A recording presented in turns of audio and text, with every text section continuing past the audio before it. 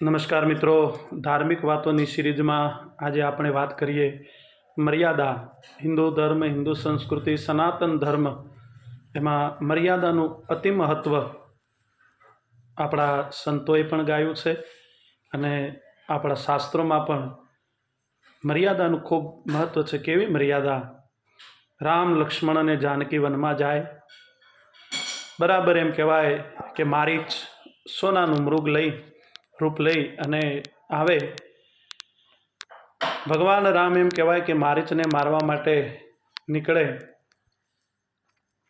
એ વખતે એ મારીચ માયાવી રૂપ બદલી અને એને બાણ વાગે એટલે એને લક્ષ્મણ લક્ષ્મણ લક્ષ્મણ નામનો પોકાર કર્યો. લક્ષ્મણજીનું નામ લીધું.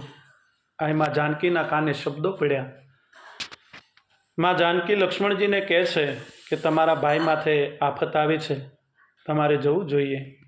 એટલે લક્ષ્મણજી બોલ્યા કે આ જગતમાં રામનો વાળ કોઈ વાંકો કરી શકે એવું મેં જોયું નથી, બને પણ નહીં. અને ભાભીએ જ્યારે બહુ મેણા માર્યા ત્યારે લક્ષ્મણજી મારીચ રૂપે જે મૃગ પોકાર કરતો તો ત્યાં જવા તૈયાર થયા. પણ લક્ષ્મણજીએ એક રેખા દોરી. લક્ષ્મણ રેખા એટલે મર્યાદાની રેખા લક્ષ્મણજી દોરીને નીકળ્યા. રાવણ સાધુ વેશે ત્યાં આવ્યો અને રાવણે સાધુ વેશે આવી અને સીતાજીનું હરણ કર્યું.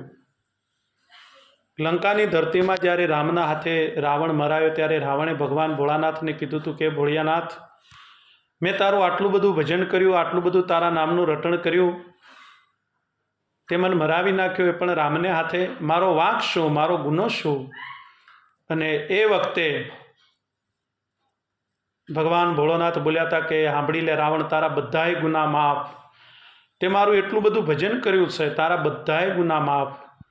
તે સીતાનું હરણ કર્યું, કદાચ એ ગુનો હું માફ કરી શકું, પણ જે વખતે તે સીતાનું હરણ કર્યું એ વખતે મારો ભગવો ભેખ પહેર્યો તો ભલા માણસ, અને જે ભગવા ભેખને લજવીને એને 3 લોકમાં બીજું કોઈ તારી શકે એમ નથી.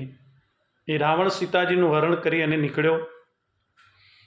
બરાબર એમ કહેવાય કે સીતાજીને લઈને રાવણ નીકળી ગયો. રામ અને લક્ષ્મણ વળતા આવ્યા. ઝૂંપડીમાં જોયું, સીતાજી દેખાયા નહીં. એટલે રામ અને લક્ષ્મણ વિલાપ કરવા માંડ્યા. ભગવાન રામની આંખમાંથી સીતાજીના હરણ વખતે દળ દળ દળ દળ દળ દળ દળ આહુડા પડતા હતા. લક્ષ્મણજીની આંખમાં આહુડા જતા હતા.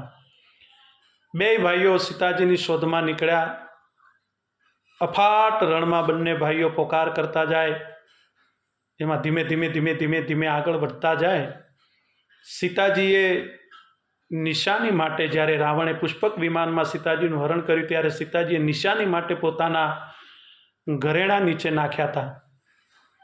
ઘણાને એવું થાય કે સીતાજીએ વલકલ ધારણ કર્યા હતા, ઘરેણા દાગીના આયા ક્યાંથી? તો હાલ જે સમય છે, સીતાજીની પાસેથી સીતાજી જ્યારે બધું છોડી દીધું, લંકામાંથી નીકળ્યા, જ્યારે અયોધ્યામાંથી નીકળ્યા ત્યારે બધો ત્યાગ કર્યો હતો, બધી વસ્તુનો ત્યાગ કર્યો હતો. પણ એ વખતે પણ આ સમાજે સીતાજીને સૌભાગ્યની નિશાની કહેવાય એવા 3 ઘરેણા સીતાજીએ પોતાની પાસે રાખ્યા હતા. સમાજે પણ રાખવા દીધા હતા. એક મંગળસૂત્ર, હાથની બંગડી, કંકણ અને પગનું ઝાંઝર. હાલ આપણે સનાતન ધર્મની વાતો કરીએ છીએ, પણ હાલ આપણા સનાતન ધર્મની દીકરીઓ લગભગ આ 3 વસ્તુ ઘણી ઓછી જોવા મળે છે ફેશનના નામે. પણ સીતાજીની પાસે 3 ઘરેણા હતા. એમાં સૌથી પહેલાં આગળ વધતા વધતા વધતા વધતા સીતાજીના એમ કહેવાય કે ગળાનો હાર, મંગળસૂત્ર મળ્યું. ભગવાન રામ ઓળખી ગયા. નક્કી કરવા માટે લક્ષ્મણજીની સામે નજર માંડીને એટલું કીધું કે લક્ષ્મણ, આ હાર તારી ભાભીનો નથી?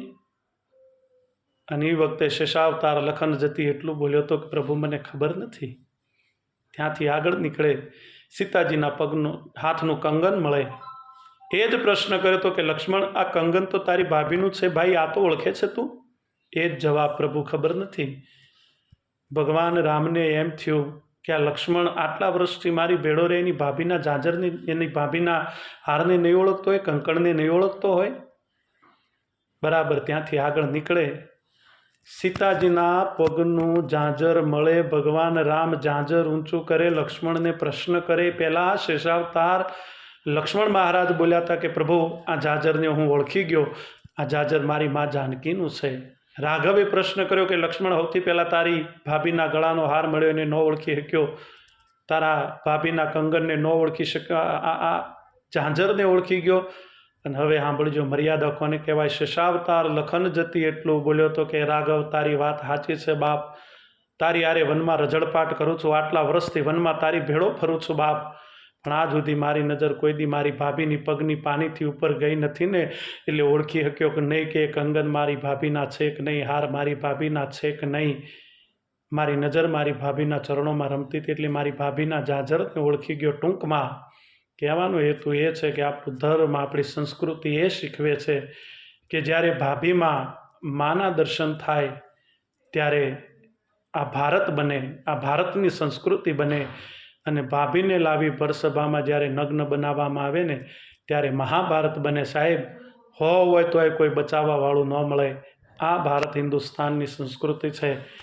જય હિન્દ, જય ભારત, જય શ્રી રામ.